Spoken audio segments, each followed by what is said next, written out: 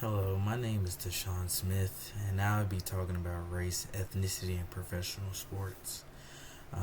One we want to talk about is race. Race refers to a concept of dividing people into groups on the basis of various sets of physical characteristics and the process of social meaning to those groups.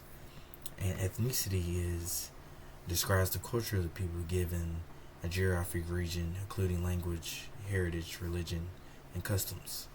Even today, discrimination is still prevalent because diversity is low, especially on sporting teams. For example, out of 32 teams out of the NFL, there are only 6 minority NFL head coaches, which are Mike McDaniel, the head coach for the Miami Dolphins, Ron Rivera for the Washington Commanders, Robert Saleh for the New York Jets, Levy Smith for the Houston Texans, Mike Tomlin for the Pittsburgh Steelers, and Todd Bowles for the Tampa Bay Buccaneers. That's why the running rule came about, so coaches and owners will have the same opportunity running sports teams. So now 42% of the minorities have to be interviewed at least for a head coaching job or for ownership. But in the NBA, there is only 7 NBA minority coaches out of 32 teams. That is ownership of their sports teams, such as J.B. Bickerstaff, Dwayne Casey, Jamal Mosley, Wes Unseld Jr., Chauncey Billups, Steven Silas, and Joe Mazzulla. All these are minority head coaches that either are starting their first year coaching or been in the league for at least 2 to 3 years. But the issue for racial and ethnicity representation in sports is that athletes' events are not limited. Low numbers of Asian, Hispanic, and Black commentators and interviewers are also an issue. The empowerment of racial and ethnic minorities in sports media would draw more fully upon management skills and production, as well as for their athletic abilities.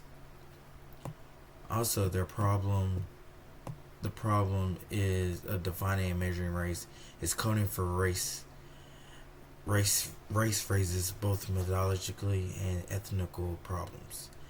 Past academic studies of representation of race in televised news and drama have used visual cues to attribute race. We followed this proceeding in summary coding, even though there are significant problems with this method. First, race is a cultural and political construct, not a discretely definable biological entity. Second, visual coding of a race is highly subjective.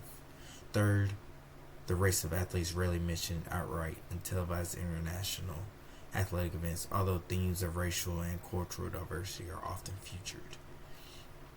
In case of the United States athletes, we used the census categories African American, Asian, Caucasian, Hispanic. We discovered that in a fairly significant number of U.S. cases, race was basically intermediate. Athletes of intermediate race were not included in the sample. In the case of non-U.S. athletes, we used geography to input race. For example, if an athlete was competing for Japan, we assumed she or he was Asian, unless there was some specific indication in the narrative that indicated otherwise. Finally, though we recognize that this study might raise concerns about perpetrating racial stereotypes, we also believe that this research benefits the case of responsible media representation of race and ethnicity. Race and ethnicity needs to be defined if we are to attempt responsible evaluation of programs and policies.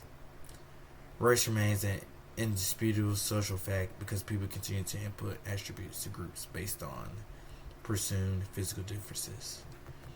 The maintenance of socially structured silences around these attributes historically has served the status of quote of racial inequality and injustice.